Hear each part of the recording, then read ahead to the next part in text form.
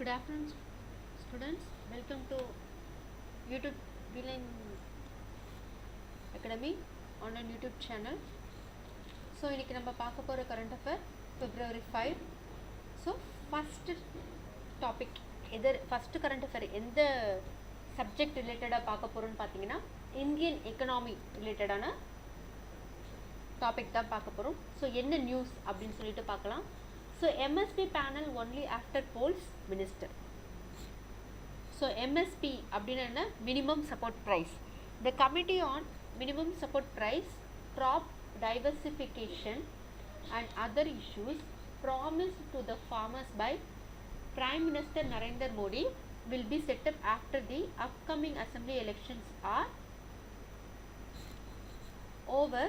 Agriculture Minister Narendra Singh Tomar informed the Rajya Sabha on Friday. So என்ன சொல்லியிருக்காங்க? The minimum support price பயிர்களுக்கான minimum support price வந்து ஃபார்மர்ஸ்க்கு வழங்கப்படும் அப்படின்னு சொல்லியிருக்காங்க. எலெக்ஷன்ஸ் முடிஞ்ச பிறகு ஃபார்மர்ஸ்க்கு அலோகேட் பண்ணியிருந்த அந்த நெற்பயிர்களுக்கான மினிமம் சப்போர்ட் ப்ரைஸ் வந்து ஃபார்மர்ஸ்க்கு கிடைக்கும் அப்படின்னு சொல்லி யார் சொல்லியிருக்கா அப்படின்னா நம்மளோட agriculture minister, union agriculture minister Narendra Singh Tomar வந்து சொல்லியிருக்காங்க. ஃப்ரைடே நடந்த இதில் சொல்லியிருக்காங்க. ஸோ மினிமம் சப்போர்ட் ப்ரைஸ் அப்படின்னா என்னன்னு பார்த்தீங்கன்னா, minimum support price is a form of market intervention by the government of India to ensure agriculture producers against any sharp fall in farm prices. So minimum support price அப்படின்றது என்னன்னா, agriculture ப்ரொடியூசர்ஸ்க்கு நம்மளோட government கொடுக்குற ஒரு market விலை. ஓகேவா? நம்மளோட சந்தைகளெல்லாம் government வந்து நிர்ணயிப்பாங்க இல்லையா, இந்த பொருளுக்கு மார்க்கெட் விலை இவ்வளவு அப்படின்னு சொல்லி கவர்மெண்ட் விலை நிர்ணயிப்பாங்க இல்லையா, அதுதான் என்னென்னா நம்மளோட minimum support price. So minimum support price வந்து எப்போ வந்து கவர்மெண்ட் வந்து அனௌன்ஸ் பண்ணும் அப்படின்னு சொல்லி பார்க்கலாம். The minimum support prices are announced by the government of India at the beginning of sowing season for certain crops on the basis of the recommendation of the Commission for Agriculture Cost and Prices.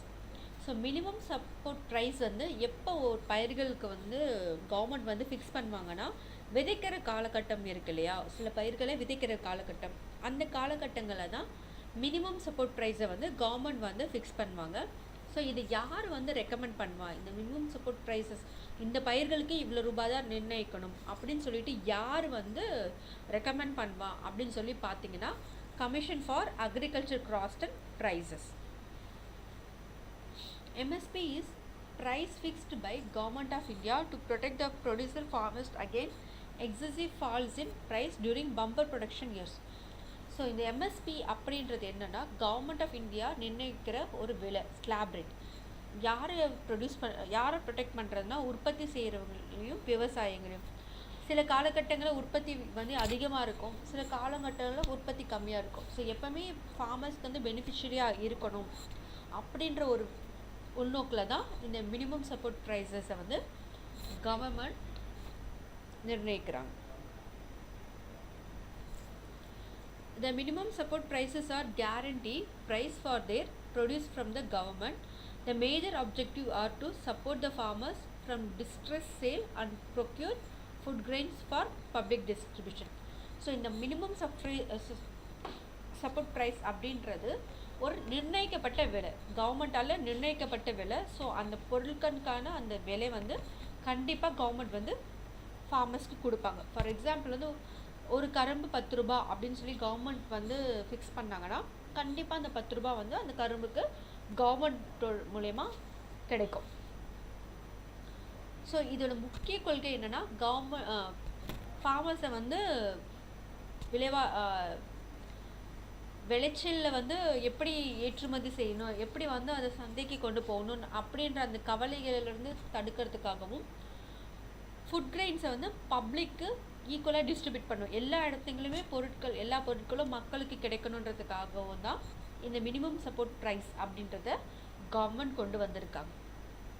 நீங்கள் நியூஸில் அடிக்கடி பார்த்துருப்பீங்க. இப்போ ஒரு கரும்பு இருந்தால் இந்த கரும்பை வந்து பொங்கல் சீசனில் கவர்மெண்ட் வந்து இந்த ரேட்டுக்கு வந்து கொள்முதல் பண்ணுறாங்க, கவர்மெண்ட் இந்த ரேட் ஃபிக்ஸ் பண்ணியிருக்காங்க, இந்த பொருளுக்கு வந்து இந்த ரேட்டை கவர்மெண்ட் ஃபிக்ஸ் பண்ணியிருப்பாங்க அப்படின்னு சொல்லி அடிக்கடி நம்ம நியூஸில் பார்ப்போம் இல்லையா. அதுதான் என்னென்னா minimum support price. In case the market price for the commodity falls below the announced price due to bumper production and glut in the market, government agencies purchase the entire quantity offered by the farmers at the announced minimum price. ஒருவேளை அந்த பொருளோட market price வந்து minimum ப்ரைஸை விட கம்மியாக போச்சுன்னா, for example வந்து ஒரு கிலோ தக்காளி வந்து கவர்மெண்ட் வந்து 60 ரூபாய் கொடுத்து வாங்கியிருக்காங்க. ஆனால் தக்காளியோட விளைச்சல் அதிகமாக இருக்கிறதுனால மார்க்கெட்டில் வந்து அந்த தக்காளி வந்து 40 ரூபாய்க்கு தான் போகுது. அப்படின்ற ஒரு சூழ்நிலை வரும்போது கவர்மெண்ட் ஏஜென்சி என்ன பண்ணுன்னா, அந்த மொத்த தக்காளியுமே வாங்கிட்டு அந்த மினிமம் ப்ரைஸ் என்னவோ அந்த ப்ரைஸை வந்து கவர்மெண்ட் வந்து ஃபார்மர்ஸ்க்கு அனௌன்ஸ் பண்ணிடுவாங்க.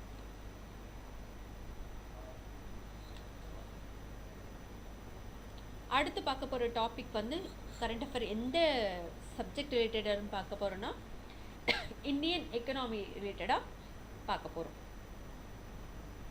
So disinvestment deals matter not targets. So என்னென்னா டிஸ்இன்வெஸ்ட்மெண்ட்டை பற்றி பேச போகிறோம். ஸோ டிஸ்இன்வெஸ்ட்மெண்ட் இங்கே எந்த விஷயங்களில் வருது அப்படின்னு சொல்லி பார்க்கலாம். The modest disinvestment receipts target rupees 65 crore in the budget for 2022-23, the lowest in 6 years, is not a reflection of government slowing down on privatization, but is based on the realism and focus on smooth execution of transaction instead of chasing a high number, a top finance ministry said. என்னன்னா disinvestment அப்படின்னா என்ன அர்த்தம்னா, நம்ம பொருட்களை விற்கிறது, ஓகேவா, நம்ம பொருட்களையோ இல்லை நம்ம ஷேரையோ விற்கிறது. ஸோ இந்த வாட்டி நம்ம டார்கெட் எவ்வளோனா 65,000 crore. ஸோ இந்த டிஸ்இன்வெஸ்ட்மெண்ட் அப்படின்றது, disinvestment is an action of an organization or a government selling or liquidating an asset or subsidiary. So ஒரு பொருளை விற்கிறது, ஒரு பொருளையோ இல்லை ஒரு ஷேரையோ விற்கிறது தான் என்ன சொல்கிறோன்னா டிஸ்இன்வெஸ்ட்மெண்ட். இது கவர்மெண்ட்டும் பண்ணும், ஆர்கனைசேஷன்ஸும் பண்ணும் இல்லையா. ஸோ இந்த டிஸ்இன்வெஸ்ட்மெண்ட் அப்படின்றது ஒரு கவர்மெண்ட்டோட ஸ்லோயிங் டவுன் ப்ராசஸ் இல்லை, கவர்மெண்ட் வந்து எக்கனாமிக்கலாக கீழே போகுது அப்படின்ற ப்ராசஸ் இல்லை. It is based on the realism அப்படின்ற ஒரு ஃபேக்டரை பேஸ் பண்ணி தான் நாங்கள் போயிட்டுருக்கோம் அப்படின்னு சொல்லிட்டு என்ன சொல்லியிருக்காங்கன்னா, இப்போ பட்ஜெட்டில் வந்து கவர்மெண்ட் வந்து சொல்லியிருக்காங்க இந்த 6 வருஷத்தில் நம்மளோட எக்கனாமி வந்து குறைஞ்சிருக்கு அப்படின்னு சொல்லியிருக்காங்க.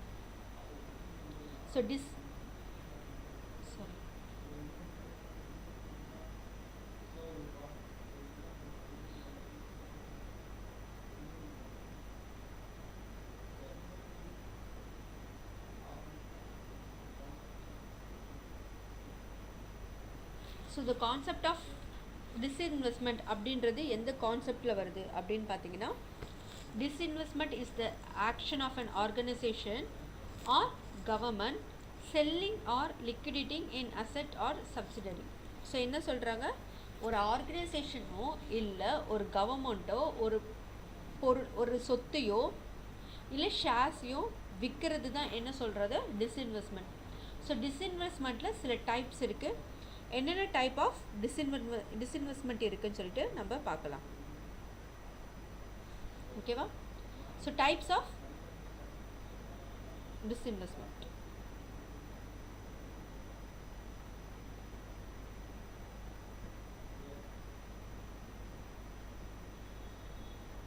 So first minority disinvestment. The government wishes to retain managerial control over the company by maintaining the majority stake equal to or more than 51%. So என்னன்னா ஒரு கவர்மெண்ட் வந்து அவங்களோட மெஜாரிட்டி ஷேர்ஸை அவங்க வச்சுக்கிட்டு மைனாரிட்டியான ஷேர்ஸை வந்து வேறு ஒரு ஆர்கனைசேஷன்ஸ்க்கோ இல்லை வந்து ஏலத்துக்கு விட்டாங்கன்னா அது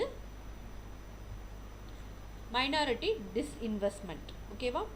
ஸோ அந்த மெஜாரிட்டி ஸ்டாக் அப்படின்றது எவ்வளோ பர்சன்ட் அப்படின்னு சொல்லி பார்த்தீங்கன்னா 51%, equal to R more then 51%.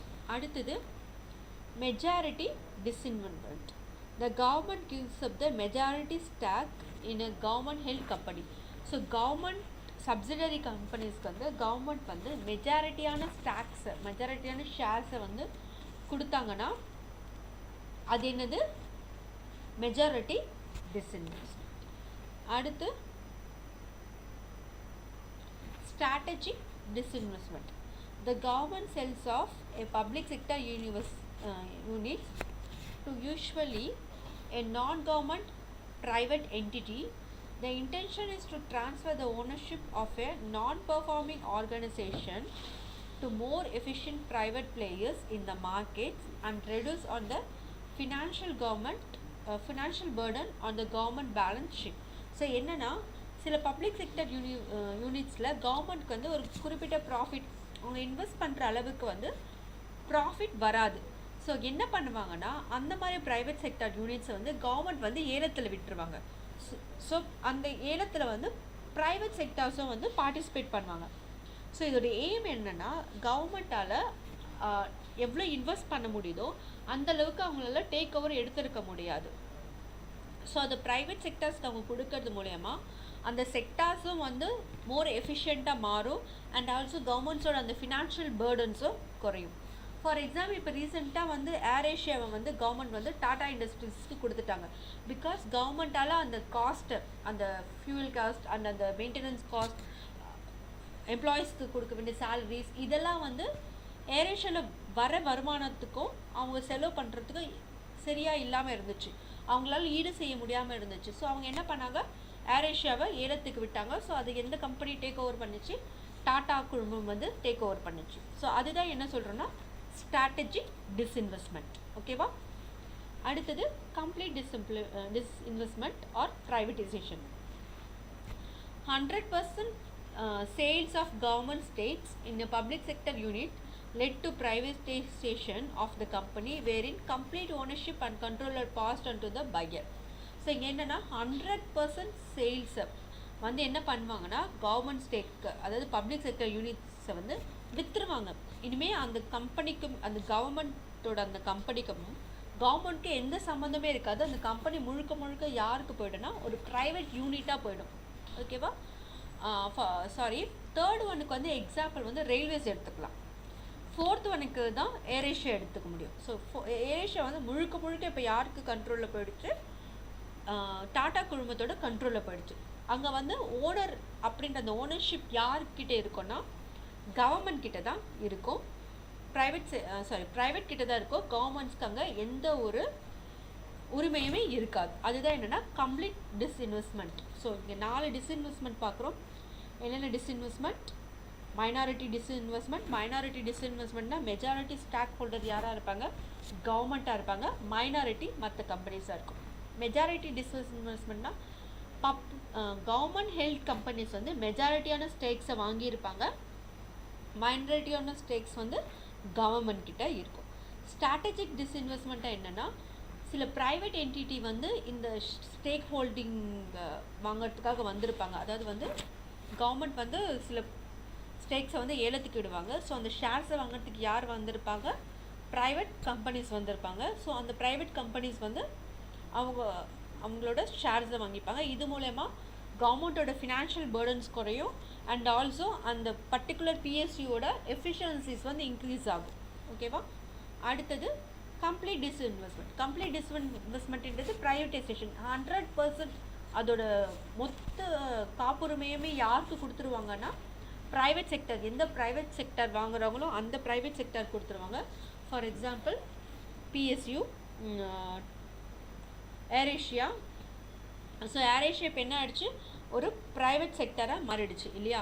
So அதை வந்து டாடா கன்சல்டன்சி வாங்கிடுச்சு, டாடா குழுமம் வாங்கிடுச்சு. ஸோ இப்போ அதோட ஓனர்ஷிப் எல்லாருமே யாருக்கு தான் போயிருக்கோன்னா டிசிஎஸ் டாடா குரூப்ஸ்க்கு தான் போயிருக்கும்.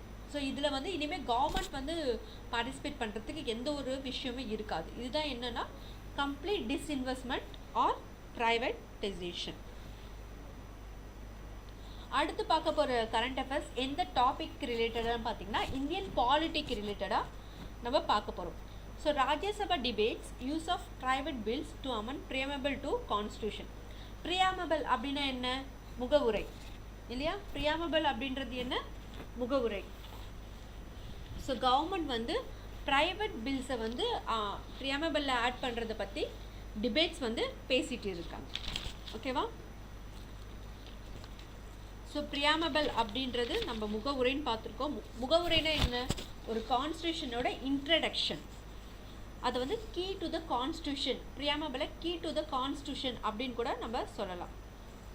ஸோ ப்ரியாமபிள் வந்து யார் வந்து டிராஃப்ட் பண்ணது அப்படின்னு சொல்லி பார்த்தோன்னா ஜவஹர்லால் நேரு தான் டிராஃப்ட் பண்ணியிருப்பார். எந்த இயர் அடாப்ட் ஆகிருக்குன்னு பார்த்தீங்கன்னா 22 ஜான்வரி 1947 அடாப்ட் பண்ணியிருப்பாங்க.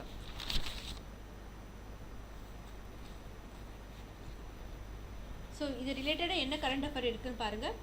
Rajya Sabha deputy chairman Harivansh Narayana Singh said on Friday that there have been number of instances in the past when a private member's bill to amend the preamble or to the constitution has been introduced in the both the houses of parliament, that is legislative competence is decided by council and not by the chairman.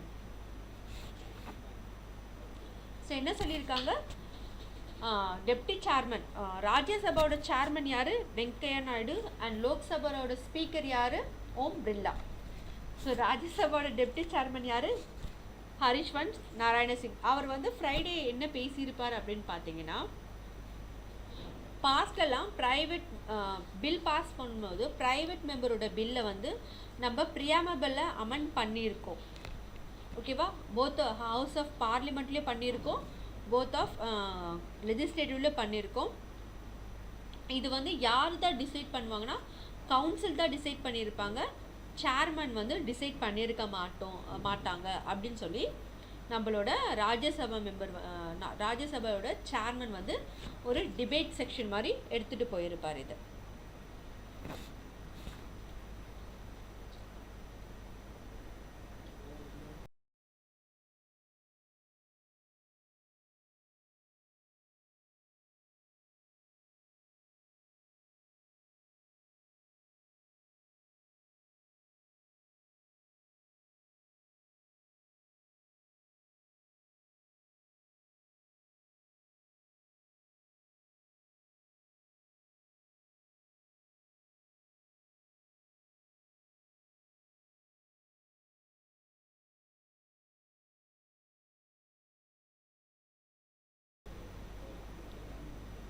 So இதோட concept என்ன, basic concept என்ன அப்படின்னு பார்க்கலாம். இந்த private member bill அப்படின்னா என்னென்னா, member of parliament who is not a minister is refers to a private member.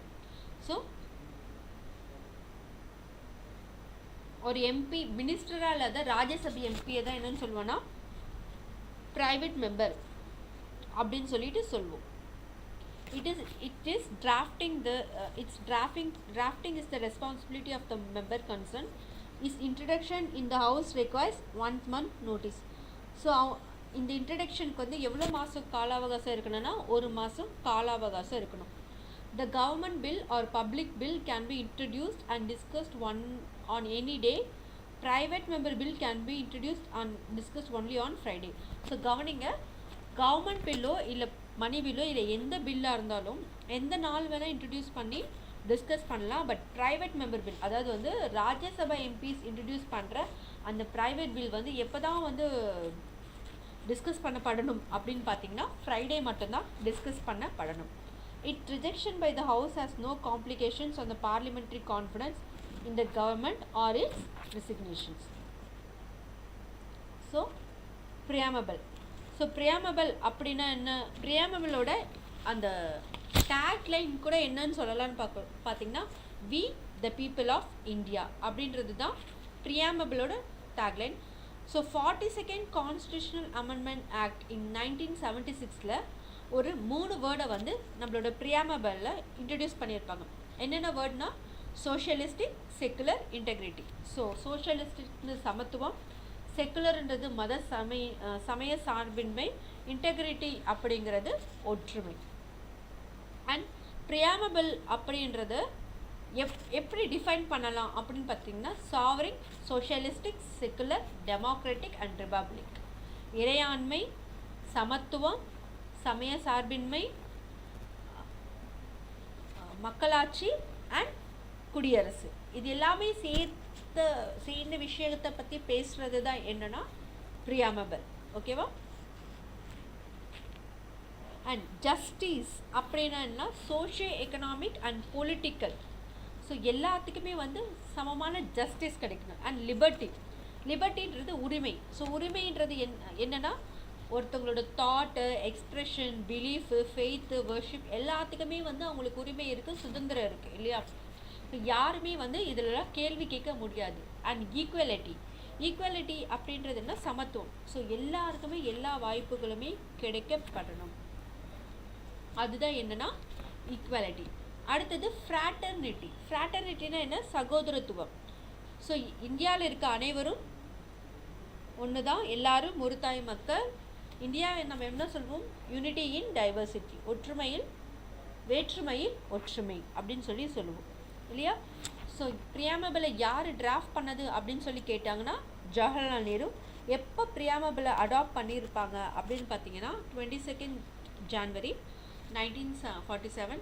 So ப்ரியாமபிளை என்னன்னு சொல்லலான்னு பார்த்தீங்கன்னா கீ டு த கான்ஸ்டியூஷன் அப்படின்னு சொல்லலாம். ஓகேவா? அண்ட் முகவுரை, கான்ஸ்டியூஷனோட முகவுரை அப்படின்னு கூட சொல்லலாம்.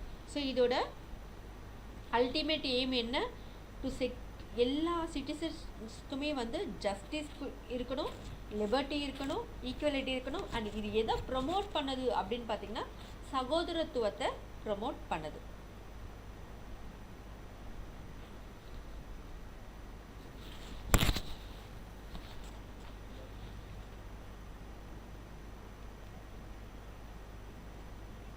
So in our Constitution Assembly, the 26th day of November 1946, do by here adopt, enact and give to the ourselves by this Constitution.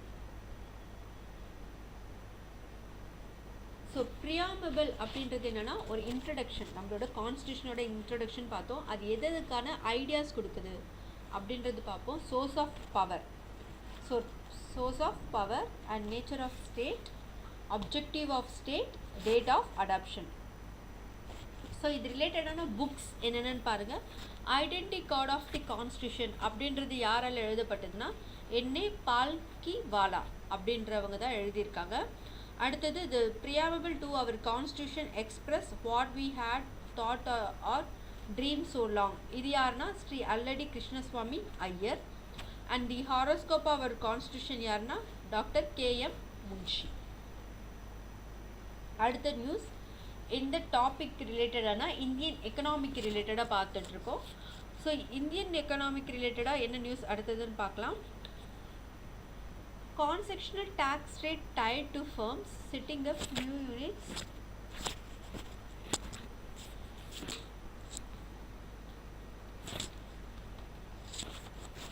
Fast.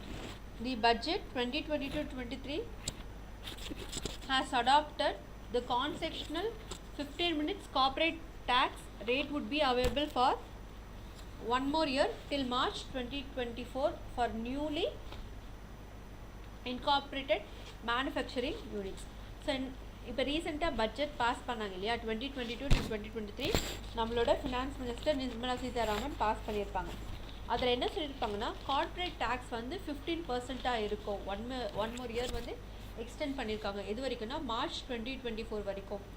எவ்வளோன்னு பார்த்தீங்கன்னா 15% அப்படின்னு சொல்லி யார் சொல்லியிருப்பாங்கன்னா நம்மளோட நிர்மலா சீதாராமன் சொல்லியிருப்பாங்க. ஸோ எவ்வளோ பர்சன்ட் டேக்ஸ் வந்து இது பண்ணியிருக்காங்க, 15% டேக்ஸ். எந்த யூனிட்ஸ்க்குனா incorporated manufacturing units. So corporate tax அப்படின்னா என்ன அப்படின்னு சொல்லி பாருங்கள். Corporate tax is a tax on the profit of corporation.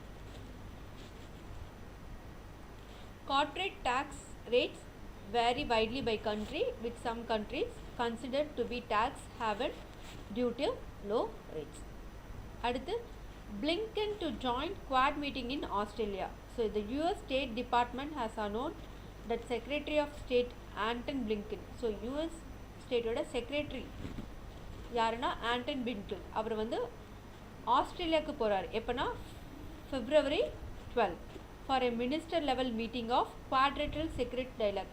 So quad மீட்டிங்கில் ஜாயின் பண்ணுறதுக்காக யார் போகிறாருன்னா பிளிங்கன் வந்து ஆஸ்திரேலியாவுக்கு போகிறாரு.